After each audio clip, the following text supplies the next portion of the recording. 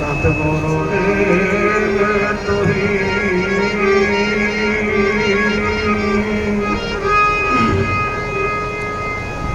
नमो नमो सतपुरुष को नमस्कार सुर नर मुनि जन साधवा संतो सर्वस कबीर सतगुरु साहिब संत सब डंडो तम प्रणाम आगे पीछे मत हुए तिनको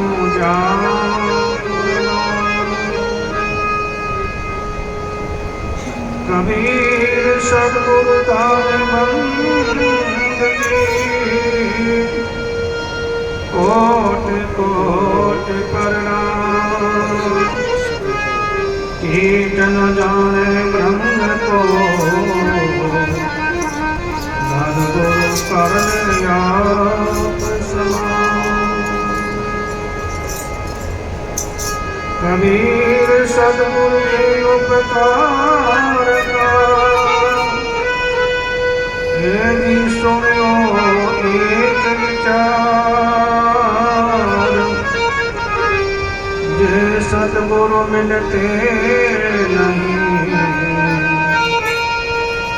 जाता यम के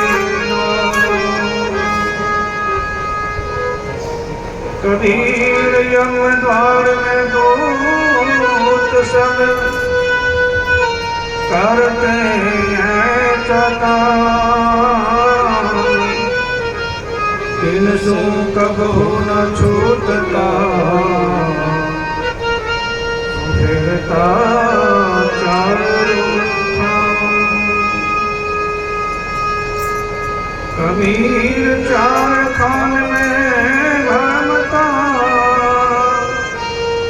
कबहु न लंघता पार सो फेरा अब मिट गया श्री सतगुरु के उपकार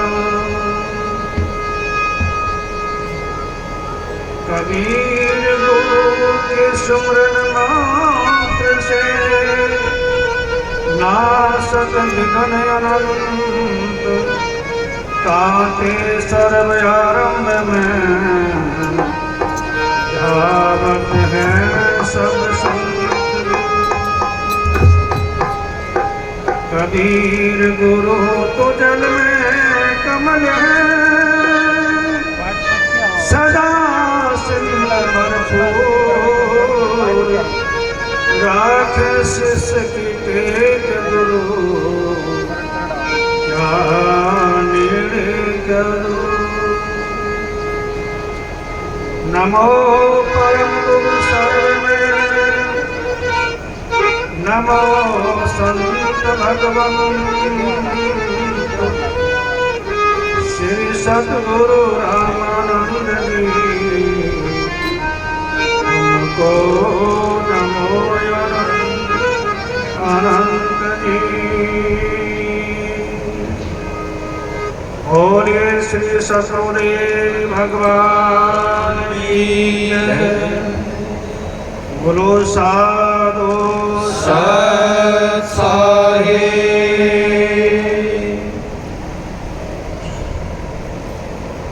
परम संत श्री स्वामी शिवदास जी महाराज हमारे बहुत ही शील स्वभाव और घर में रहते हुए ही संत के स्वरूप में हमारे बेटी साहब भगवान दास जी और गुरु की प्यारी साथ संगत जी बड़ा ही सौभाग्य का अवसर है। हम सभी यहाँ बैठ कर के काफ़ी देर से सत्संग का लाभ उठा रहे हैं। आज का ये सत्संग का कार्यक्रम, जैसे अभी रेड्डी साहब ने आपको बताया कि भाई हमारे भाई रमेश जी, जो कि आज उनको 3.25 महीने हो गए हैं, यानी 102 दिन हो गए ऊपर। अपनी साधना में जो जीवन का सार है, जीवन का सार तो यही है कि हम दुनिया में आए हैं तो कुछ ना कुछ अच्छा करना चाहिए। प्रभु की बंदगी करके, प्रभु का स्मरण करके अपने जीवन को धन्य बनाना चाहिए। वैसे भी कलयुग में मनुष्य के 4 भाग बताए हैं। 100 साल की उम्र है मनुष्य की। आजकल का कुछ खान पान ऐसा ही हो गया है कि अभी 100 साल की उम्र कोई भाग्यशाली इंसान होगा जो पार कर सकता हो, नहीं तो 70, 75, 80, ज़्यादा 80 साल से ऊपर, और आगे आगे और भी कम हो जाएगी उम्र। फिर भी हमारे शास्त्रों के हिसाब से महापुरुषों ने कलयुग में मनुष्य की उम्र 100 साल की बताई है। सबसे पहले 25 साल पठन पाठन विद्या अध्ययन करके अपने जीवन को पटरी पर चढ़ाए, शिक्षित होकर के, और ये अपना जैसे नौकरी है या और कोई धंधा है। और 25 साल में जब इंसान जवानी युवा हो जाता है, जवान हो जाता है, तो 25 साल शादी और गृहस्थी में अपने बाल बच्चों का लालन पालन पोषण करना।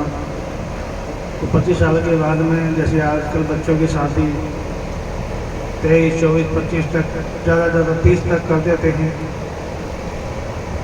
और 25 साल जो तीसरा दौर है, उसके अंदर 25 साल अपने बच्चों को अपने धंधा से लगा करके वानप्रस्थ, यानी अपने साधना के अंदर रहे, अपने शरीर की साधना करे और घर से उपराम हो जाए।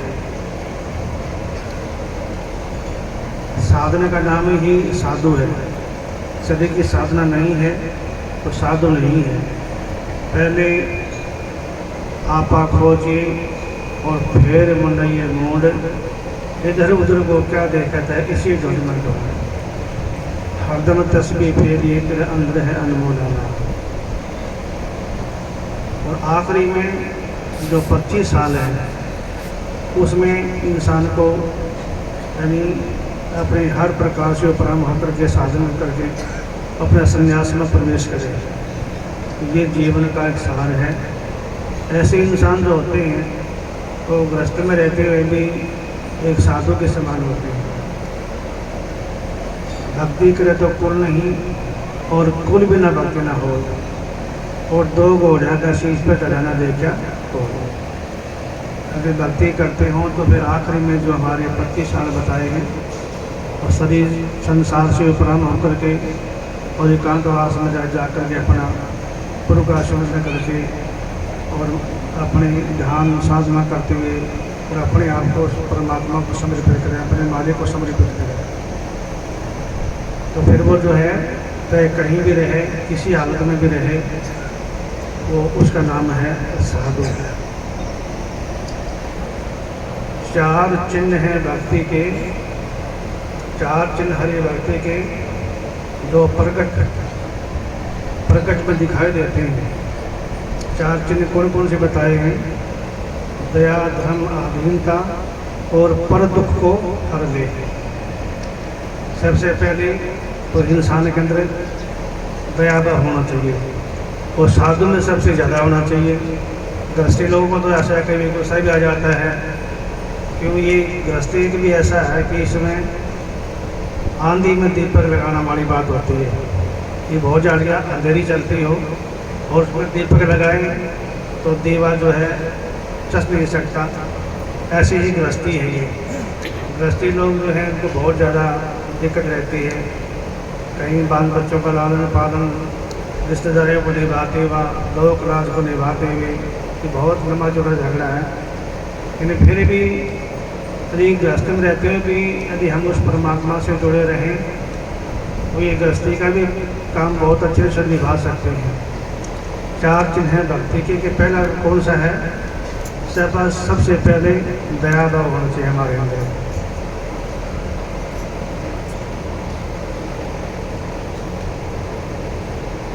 दूसरा, जो भी हम जीवन में कमाते हैं उसमें से कुछ हिस्सा निकाल करके और दान करना चाहिए।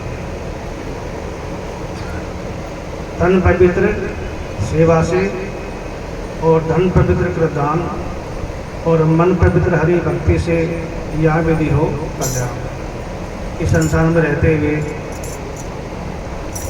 अपने गुरुजनों की, अपने माता पिता की और भी कोई असहाय हो उसकी सेवा करनी चाहिए। ये गृहस्थी आदमी के ये बात लागू है।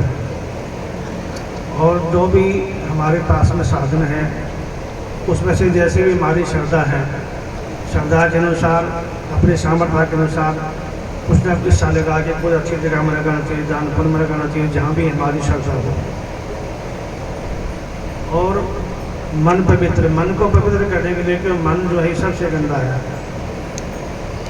मन जो है जैसे कागज होता है, काग पक्षी हमेशा मैले में चाँच मारता रहता है, और हमारा मन भी ऐसे ही है। सभी का मन ऐसा है कि हर प्राणी किसी को भी देखो गंदगी को ज़्यादा पसंद करते हैं। तो उस गंदगी से निकलने के लिए मन पवित्र हरि भजन से यह विध हो कल्याण कि हरि की भक्ति करें, हम प्रभु का आस्मरण करें, तो उससे जो हमारा जो मन है वह भी पवित्र हो जाएगा। 4 चिन्ह भक्ति के सबसे पहले दया, धर्म और फिर जो है आधीनता। आधीनता नहीं, सब कुछ होते भी इंसान छोटा बन के रहे, छोटा सा बन के रहिए, जगत में तद्दिन मान गुमान हो। छोटा का मतलब नम्रता होना चाहिए। और जहाँ पर नम्रता होती है, जहाँ पर झील होता है, झील में पानी रुकता है, और जिसकी हृदय में नम्रता है वहाँ जा कर के साधु रुकता है। साधु संत उनके जाकर रुकते हैं जिनके हृदय में नम्रता होती है और जिनके अंदर सेवा भाव होता है, वहाँ जाके साधु विश्राम करते हैं। और जिनके अंदर में अहंकार है वहाँ कभी भी साधु नहीं रुकता। साधु भूखा भाव का, धन का भूखा नहीं, और जो साधु धन का भूखा है वो साधु नहीं। जहाँ पान होता हो, धक्के लगते हो, वहाँ साधु को रुकना नहीं चाहिए। वो वहाँ जाके साधु रुकता है तो वो साधु नहीं है, उसको जो है माया की लालसा है। और दूसरा, कई बार हमारे विदिशा बताते हैं, जैसे गाड़ी में सफ़र करते हों और कोई साधु अगर रास्ते में मिल जाए पैदल जाता हुआ, तो उसको रोक के पूछे कि महाराज कहाँ जाओगी, आए गाड़ी में बैठो, या बस में जाना तो किराया दे दो, बस में उठा देते हैं। और वस्त्र नहीं है तो वस्त्र दे देते हैं और उसकी पैसे से सेवा कर देते हैं। यानी ये एक परोपकार है, और परोपकार जो है मनुष्य को अवश्य करना चाहिए। वैष्णव जन तो वही है जो जाने पीड़ पर आई है, जो दूसरे की पीड़ा को समझता हो, दूसरे के दर्द को समझता हो, दूसरे की मजबूरी को समझता हो। वास्तविक वो साधु है, चाहे वो घर में रहे और चाहे वो जंगल में रहे, चाहे वो कोई आश्रम में रहे, चाहे वो कहीं भी रहे। दूसरे के भाव को समझे, उसकी पीड़ा को समझे, और उसकी पीड़ा को समझ करके और उसकी अपने सामर्थ्य के अनुसार उसकी मदद करनी चाहिए। तो 4 चिन्ह भक्ति के प्रकट में दिखाई दे जिसमें देते हों वही साधु है। चाहे वो कहीं भी रहे, चाहे वो बाल बच्चों के पास में रहे, चाहे वो घर में रहे, चाहे वो जंगल में रहे, कहीं भी रहे। तो सबसे बड़ी बात यह है कि हाँ, इंसान के अंदर दया भाव होना चाहिए। हृदय में दया नहीं है तो वास्तविक चाहे वो संत भी हो, जिसके हृदय में दया नहीं है, बिना दया के संत भी एक कसाई का रूप बताया है महाराज कबीर साहब ने। तो ये 4 चिन्ह भक्ति के जिसके अंदर प्रकट में हैं, जिसमें दिखाई देते हैं, वही साधु का रूप है। तो साधना जो भी इंसान संसार में रह करके अपनी साधना करता है, तो अपने शरीर को साधना करके, शरीर को साधना करके और अपने जीवन को जो धन्य बनाता है, साधन से मतलब जो हमारी इंद्रियां हैं, कि हमारी 5 ज्ञान इंद्रियां और 5 कर्म इंद्रियां, ये सब बाहरमुखी हैं। तो इनको साधना के द्वारा अपने अंतर्मुख हो चित्त की वृत्ति जो परम पदार्थ लेते हैं, जिनकी मनोवृत्ति चित्तवृत्ति जिसके अंतर्मुख हो जाती है, वही उस परम पद को प्राप्त कर सकता है। ये संतों का उपदेश है। संतों ने ही हमें समझाया सबको कि हमारी जो चित्तवृत्ति है बाहरमुख है, बाहर के पदार्थों का सेवन करती है, बाहर के रंग रूप को देखती है, यानी हर जो भी क्रिया है हमारी बाहरमुख है। तो उसको हम अपने अंतर्मुख करके और साधना के द्वारा साधना करें और अपने इंद्रियों को अंतर्मुख करके उस परमात्मा की को हासिल करें, उसकी भक्ति करें, तभी ही इंसान के लायक है। और नहीं तो आज दुनिया के अंदर जो भी जीव जंतु हैं, हर प्राणी के अंदर प्यार भी है, प्रेम भी है, मोह भी है, बच्चे भी पैदा करते हैं और वो काम इंसान भी करते हैं। तो इंसान में और जानवरों में कोई अंतर नहीं है। इंसान के अंदर एक बात है कि इंसान ने को परमात्मा ने बुद्धि दी है और बुद्धि के द्वारा ये सोच विचार कर करके और अच्छे कर्म के साथ हम जुड़ जाए। और जितने भी जीव हैं वो बेचारे बुद्धिहीन हैं, जड़ बुद्धि है, उनमें विचार नहीं है, बुद्धि नहीं है, वो अपने कर्मों को भोग रहे हैं। पराधीन सुपने सुपना ही समुद्र विचार देख मनवा है, कि अपराध में बंधे हुए हैं, छोटे से बंधे हुए हैं। और हम सभी दुनिया के लोग स्वतंत्र हैं, हम बिल्कुल निर्बंध हैं। तो निर्बंध होते हुए भी फिर भी हम जो है दुनिया की मोह माया में बंधे हुए हैं। कोई बच्चों से बंधा हुआ है, कोई परिवार से बंधा हुआ है, कोई लोक लाज से बंधा हुआ है, कोई जात बिरादरी से बंधा हुआ है, कोई मोह माया से बंधा हुआ है, कोई घरवाली से बंधा है, कोई घरवाली पति से बंधी हुई है। तो ये एक बंधन है। इस बंधन को तोड़ करके और हमें बिल्कुल निर्बंध होना है, आज़ाद होना है। ये बंधन जो है, ये बंधन के कारण हम बार बार दुनिया में आते हैं, मरते हैं, जन्मते हैं, चिल्लाते रहते हैं और फिर अपना जीवन से हाथ धो करके फिर वापस चले जाते हैं। तो ये जो बंधन है, इस बंधन को हमें काटना है। और बंधन को कैसे काटेंगे? बंधन को जब भी काटेंगे जब इसके साथ में दूसरा बंधन होगा। यानी बंधन किस चीज़ का है? जो भी हमारे कर्म करते हैं उनसे हमें उपरम होना पड़ेगा। चोरी, जारी, बदमाशी और कई ऐसे कुक्रम हैं, उन कुक्रमों से ऊपर उठ करके हमें अपने जीवन को जीना है। तो जो भी लोग अपने कुक्रम से और जो हमारे कर्मों से ऊपर उठ करके और प्रभु की बंदगी करते हैं, प्रभु का नाम का सिमरन करते हैं, हरि की भक्ति करते हैं, वे इंसान संसार में रहते हुए अपना भी कल्याण करते हैं। और जो भी जीव उनके अगल बगल में रहते हैं, उनके संपर्क में आते हैं, उनको भी अच्छे मार्ग पर लगाते हैं। इसे हमारे भगवान दास जी हैं, जो भी इनके संपर्क में आते हैं सबको यही शिक्षा देते हैं, वे अच्छे कर्म करो, किसी भी ऐसाई की सहायता करो और प्रभु की भक्ति करो। भक्ति ही एक सार है संसार के अंदर। बाकी दो भी कुछ हम देखते हैं दुनिया के अंदर, ये सारी फंसाने वाली चीज़ है, मोह माया का चक्कर है, सब दुनिया फंसी हुई है। और फंसे फंसे भी हम जो है आवाज़ लगाते हैं। जैसे एक तोता की कहानी आती है, ये तोता बाहर भी आएगा और दाना डालेगा और जाल बिछाएगा और उसमें कोई फंसना मत। ये तोते को एक रचना करवाई गई भाई, जब भी पारदी आए दाना डाले तो जाल करके पारदी जाल करके और पक्षियों को दाना डाला के उनको पकड़ते हैं।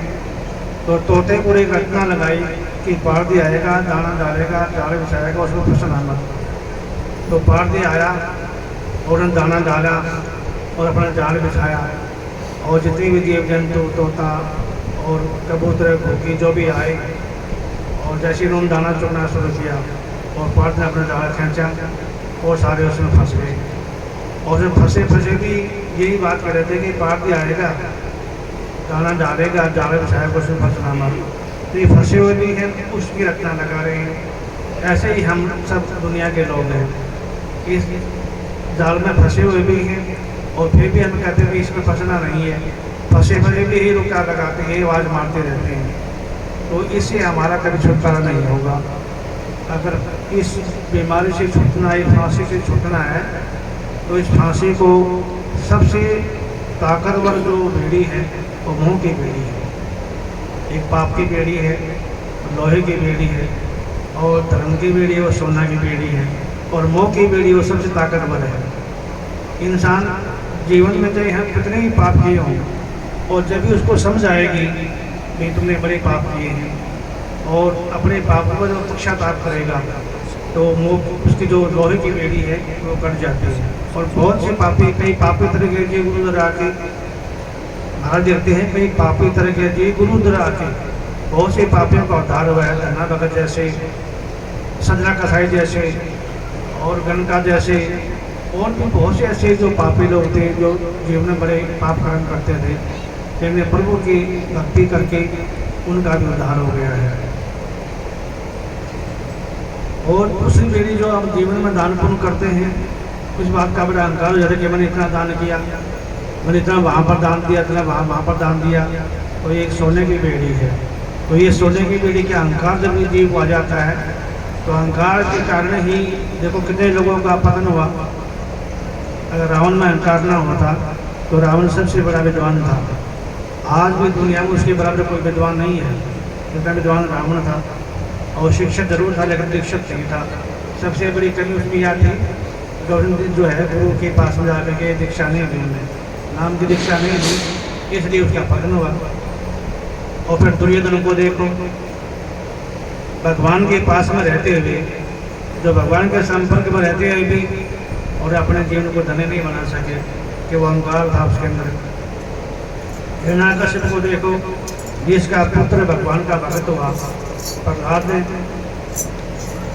छोटा सा बालक राम राम रटे, छोटा से बच्चे ने, 5 वर्ष के बच्चे ने हरि की भक्ति करके, और आज भी ये सतयुग की बातें हैं, और ये आज कलयुग आ गया, तीसरा युग आ गया है।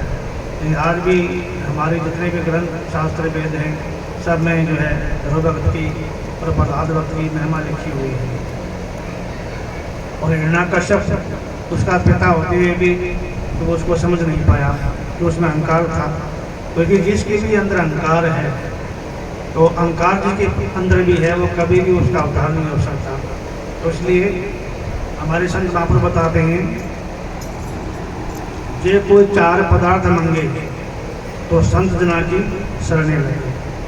4 पदार्थ कौन कौन से हैं? अर्थ, धर्म, काम और मोक्ष। ये 4 पदार्थ ये कोई भी हासिल करना चाहता हो तो संतों के पास में जाएगा। ये हमें गुरुओं ने उपदेश दिया है कि संतों के पास में जाने से ही हमें आत्मज्ञान की प्राप्ति होती है, प्रभु की प्राप्ति होती है। कि संत जो है, संत शरण जो जन प्रिय सोच उदरनहार, संतों के शरण जो भी जीव चले जाता है और अपने आप को उनके समर्पण कर देता है, तो उसका उद्धार हो जाता है। नम्रता भाव से नीमा होकर के, और जहाँ नीवी होते हैं, जहाँ झील होता है पानी वहाँ रुकता है, और भक्ति भी वहीं रुकती है जिसके हृदय के अंदर झील होता है, नीवा तो नीवा होता है। रुकते वही हैं जिन्होंने जान होती है और अकड़ के चलने के मुद्दे की पहचान होती है। जो अकड़ के चलते हैं और जिनकी हमेशा गर्दन टेढ़ी रहती है, उनकी गर्दन के अंदर ही काल का नाश होता है। कंठ कमल में बसे अविद्या, ये कंठ कमल है, इसके अंदर अविद्या रहती है, काल का निवास है। कंठ कमल में बसे अविद्या, ज्ञान ध्यान बुद्धि का नाश है। जब अहंकार आता है, किसी जीव में भी आ जाए अहंकार, तो ये ज्ञान ध्यान, ये जो अच्छे जो विचार हैं उनका पतन हो जाता है। कंठ कमल में बसे अविद्या, कंठ कमल में बसे अविद्या, ज्ञान ध्यान बुद्धि का नाश है। नील चक्र मध्य काल कर्म आवतम को नाश है।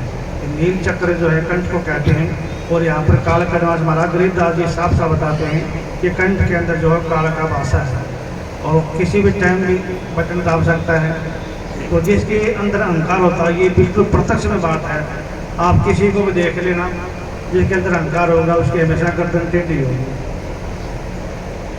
और जिसके अंदर नम्रता होगी वो हमेशा झुके रहते हैं, वो हमेशा झुके बात करते हैं, नीवी होते हैं, और जो नीवी होते हैं वो ही परमात्मा को प्राप्त करते हैं।